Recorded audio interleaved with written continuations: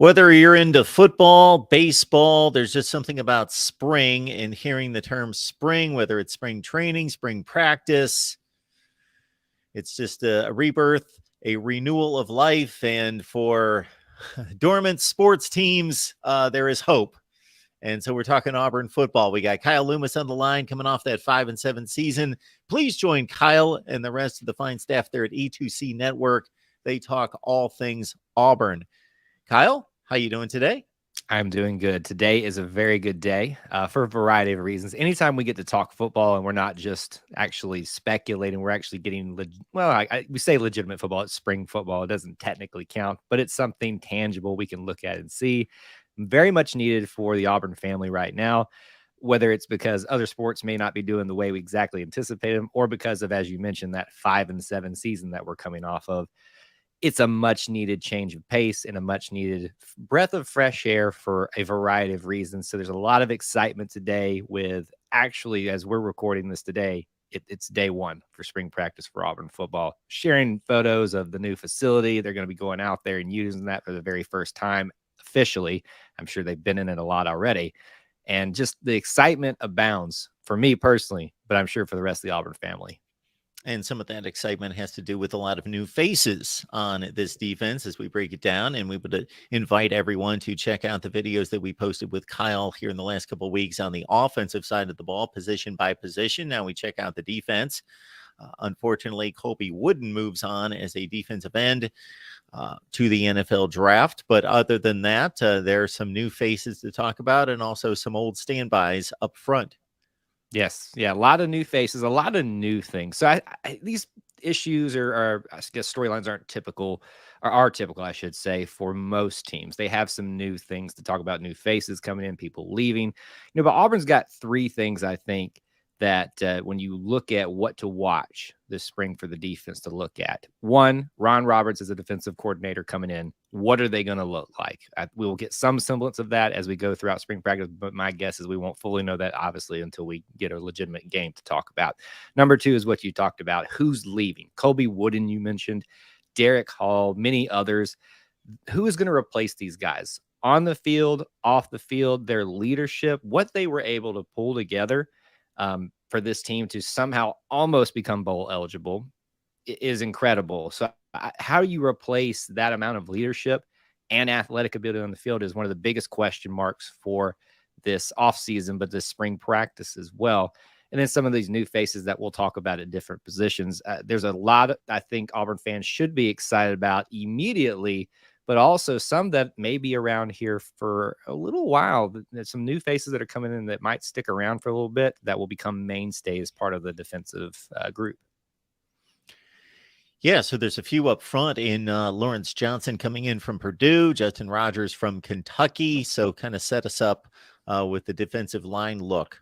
Yeah, that's really exciting. There has been some depth needed at the interior defensive lineman that was already addressed a little bit this offseason. There's still speculation. Do we need some more depth filled in certain areas, whether that was on offense or defense? And we'll see how.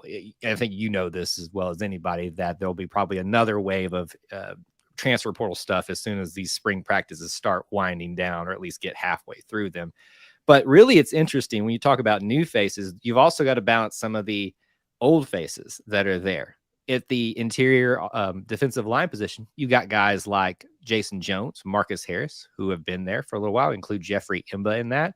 They're going to factor in and maybe possibly still start. But you mentioned guys like Justin Rogers, Lawrence Johnson. Those guys are really going to factor into the rotation there. I feel really good about our depth after the transfer portal situation, especially when you talk about a guy like Justin Rogers, who was one of the highest rated recruits when he came out of high school, spent his few seasons at Kentucky, is now coming over to be here with the Auburn Tigers.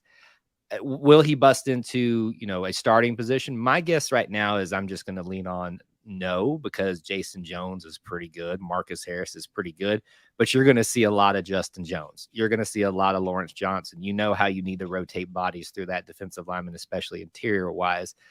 On the ends, though, you've got a lot of opportunities for some players with Colby Wooden being out of the mix. There's Messiah Nasili Kite, Quintrell Jamison Travis, a few of these names that may factor in, and then plenty of others as well, because we get into this debate sometimes. I feel like you talk about edge rusher versus defensive end, where they're kind of basically the same position, but kind of not as well.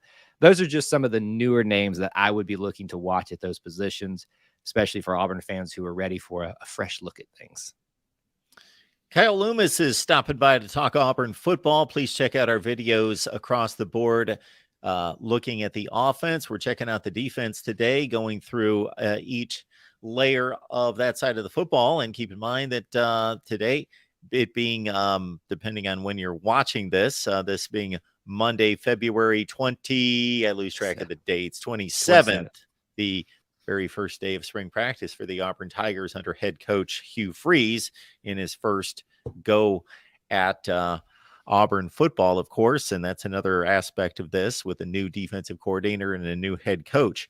All right, the linebacker position, you mentioned some of the huge losses there, headlined by Derek Hall, and all you have to do is look at a stat sheet to see his contribution on the other side of the line and disrupting the offense. Your thoughts about who could emerge there? Yeah, so you got Derek Hall, and you've also got the more traditional linebacker and Owen Papo that are going to be missing from those ranks. Huge leadership capabilities from both guys on and off the field, as we've already talked about. That I'm going to miss personally, but I'm sure many Auburn fans will too. Who steps into those roles? This one is really interesting to me because whether it's at the edge linebacker position or at the traditional linebacker position, you could literally see the complete familiar names, or you can see a complete change over there. If it was going to be familiar names across the board, there would be names like Cam Riley, Wesley Steiner, Dylan Brooks at the edge position there, potentially the guys to look at as far as people are familiar with. But then you've got the newcomers in. Let me start you with these two guys that are coming over as transfers from SEC rivals. You got Demario Talon from LSU. You've got Austin Keys from Ole Miss. A lot of people are anticipating seeing if they immediately step in and take over the linebacker positions, the middle linebacker, the weak linebacker spot for the Auburn Tigers. It would be really cool to see. The thing that I like about those particular guys is, yes, they've got SEC exposure, some SEC experience too, but they also have years. This isn't a transfer situation where they've got 1 year and they're gone. That's what makes me really excited about that. But one thing that I'm really excited about, and we did mention this when we talked offensive and some of the transfers that were initially coming in, we kind of discussed previously. The one I'm most excited about for this defense is Elijah McAllister, the Vanderbilt transfer. He's only got 1 year left, so we'll only have one flash in the pan season with him. And I'm not going to sit here and say that he's going to be the guy that replaces Derek Hall in terms of numbers and productions and things like that, but he's essentially has the opportunity to take over his position at that edge linebacker position. But his leadership, the way he carries himself on and off the field, that's who I look to become the verbal leader, the guy who comes out there and produces every time he's out on the field, but produces in a variety of ways. So it could be a completely new linebacker position, but it also could be a lot of familiar faces. Chances are it's going to be a mixture of the two. But Auburn fans should be very intrigued and very excited about their options at linebacker. Kyle Loomis is breaking down some Auburn football for us here at the Voice of College Football. If you enjoy the content, please subscribe and hit the like button. Check out Kyle and the rest of the staff there at E2C Network, especially if you love Auburn football, basketball, baseball, culture, academics, everything involved at Auburn University. All right, to the back end of the defense, corners and safeties, Kyle. How are you feeling about those two positions? I feel really good about this spot. It's ironic to continue to think that Auburn, especially when we go back to previous head coaches, Gus Malzahn being the one I'm referencing here, that Auburn kind of became in the conversation of defensive back you with who they're putting in the NFL. And they're continuing to produce a plethora of guys that have the potential to not only go higher in the drafts, but also to find their way onto a roster and produce effectively at the next level.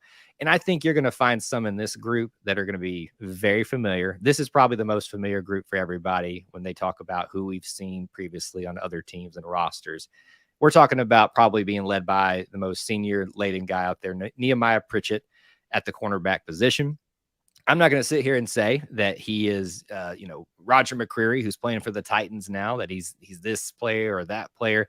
but I really like what he brings to the table in leadership, production. He's just a reliable cornerback, and that's really what you need.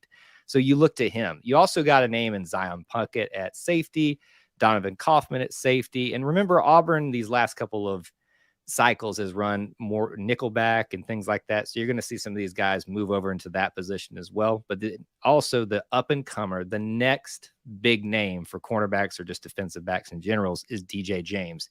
Burst onto the scene last year, was outstanding. And Auburn's got a lot of young talent that's already there, but just got there as well, that you're going to start rotating this mix. But in terms of leadership, experience, you look no further than the defensive back group here. Will they be one of the best that Auburn's ever seen? Potentially. I don't want to put that on them quite just this yet, but I like the familiarity. I like what they bring to the table. And when you talk about names like Nehemiah Pritchett, Zion Puckett, Donovan Kaufman, those are names that excite Auburn fans, and there's good reason for it. Kyle Loomis breaking down Auburn football for us here at the Voice of College Football. Certainly, this is a better question, Kyle, in about 6 weeks. I'm still going to ask it. We talked about the transfers because you can't ignore that. Of course, those are going to be huge additions to this defense. Looking at the current recruiting class of 2023, do you have an expectation, or who at this point in February would you determine to be the most likely to have an impact on this defense? Oh, man, that's a good question. My easy answer is, in terms of the transfers that are already here, Elijah McAllister. I think he is just going to be immeasurable in what he's going to mean to this team, leadership-wise. I have high hopes for Justin Rogers at the defensive tackle position as well, just because he's such a high pedigree of guy, SEC talented guy as well. And I'm also kind of intrigued, maybe not so much transfers, but some of these younger defensive backs that Auburn pulled in this 2023 class. As I addressed, there's a very experienced group there right now. Can any of those guys break into the mix there and play significant time next year? That's what's got me really interested at each of those different groups. So Auburn's got a lot of new faces that they're going to have to get used to. Fans are going to have to get familiar with the idea that the teams that you're used to seeing probably going to be completely different.